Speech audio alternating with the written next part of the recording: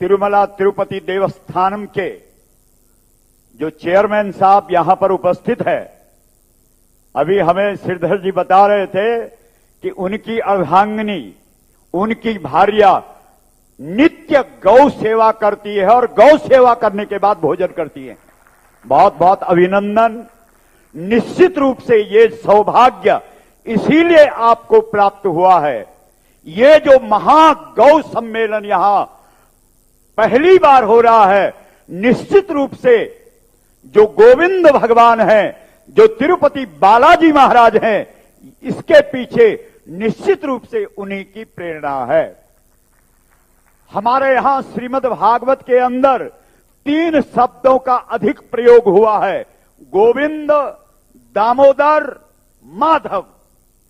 गोविंद शब्द भगवान ब्रह्मा ने गोविंद नाम तब श्री कृष्ण को दिया जब गौ माता ने अपने दूध से श्री कृष्ण का अभिषेक किया, और वो सारी लीला तिरुपति बालाजी में हुई है। स्वयं नारायण गौ माता की रक्षा के लिए तिरुपति में प्रकट हुए हैं।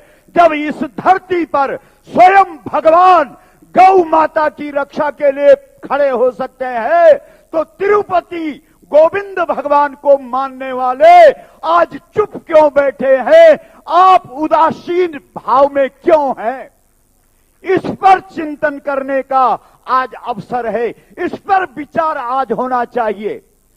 सबसे पहला सवाल है, गाय पशु है या माता है? जोर से बोलो, गाय हमारी। हाथ खड़ा करके बोलो, गाय हमारी, गाय हमारी, गाय हमारी। सरकार तो गाय को पशु बोलती है। बोलो, सोचो। हमारे यहां संविधान के अंदर जो धारा 25 है, वो कहती है कि भारत में रहने वाले हर व्यक्ति की आस्था का सम्मान और सुरक्षा देना भारत सरकार का कर्तव्य है। तो क्या इस देश के अंदर जो सनातनी बहुसंख्यक समुदाय है, क्या उसकी आस्था का इस देश के अंदर सम्मान हुआ? बोलते क्यों नहीं आप? हाथ खड़ा करके बोलो, नहीं हुआ।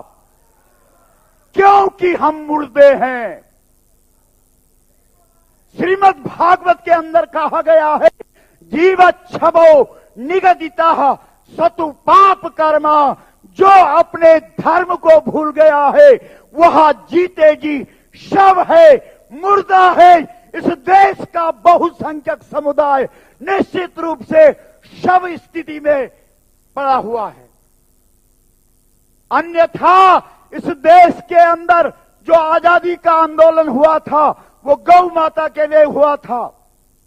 जब देश आजाद हुआ तो सबसे पहले इस देश के अंदर गाय को माता का सम्मान मिलना चाहिए था, जो आज तक नहीं मिला।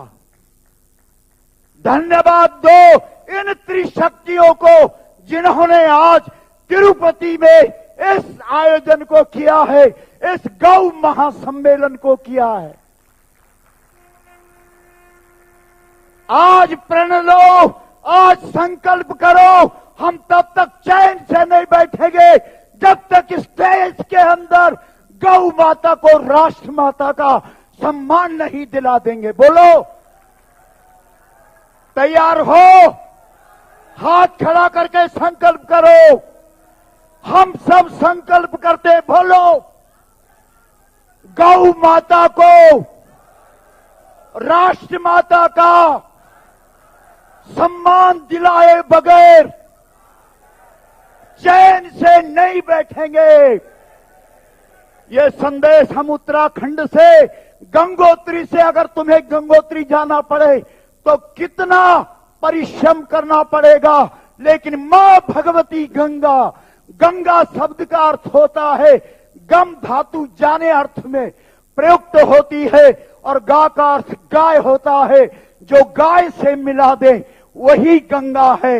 इसलिए गंगा का ये संदेश है, इस देश के अंदर गौ माता को राष्ट्र माता का सम्मान मिलना चाहिए। बोलो मिलना चाहिए कि नहीं? हाथ खड़ा करके बोलो मां मां मां।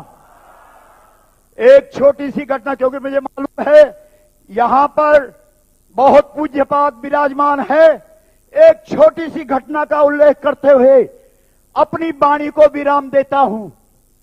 जब हनुमान जी महाराज लंका में गए, विभीषण से मिले, जब जान पहचान हुई, विभीषण ने कहा हनुमान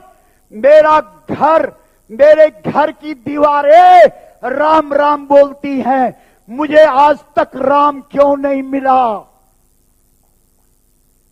जवाब दो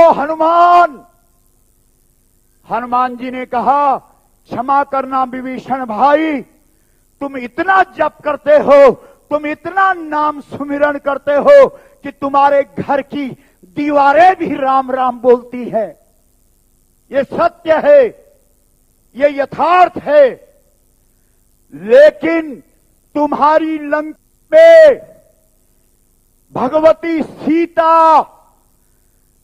हमारे देश में पृथ्वी के टुकड़े को राष्ट्र नहीं बोला जाता।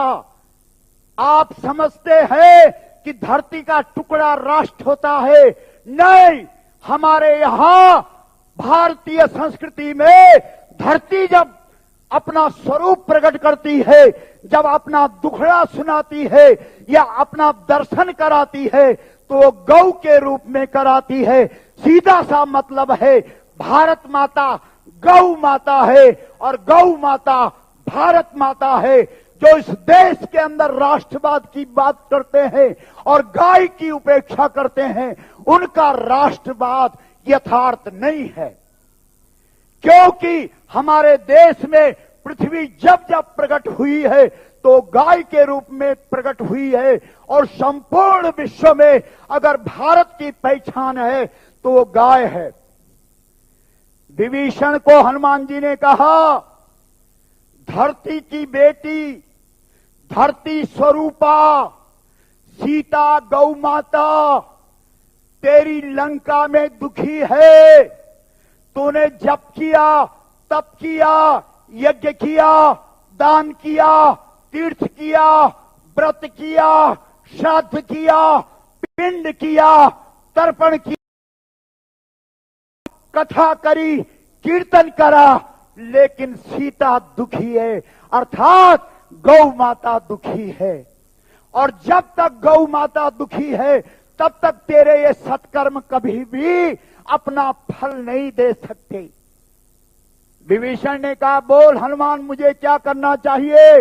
हनुमान जी ने कहा तू तुरंत उठ और गौ माता के समर्थन में खड़ा हो जा। देखो कितना बड़ा सौभाग्य है। अभी अभी हमारे बीच में योग ऋषि स्वामी रामदेव जी महाराज का, एक बार जोर से बोलो गौ माता की, गौ माता की।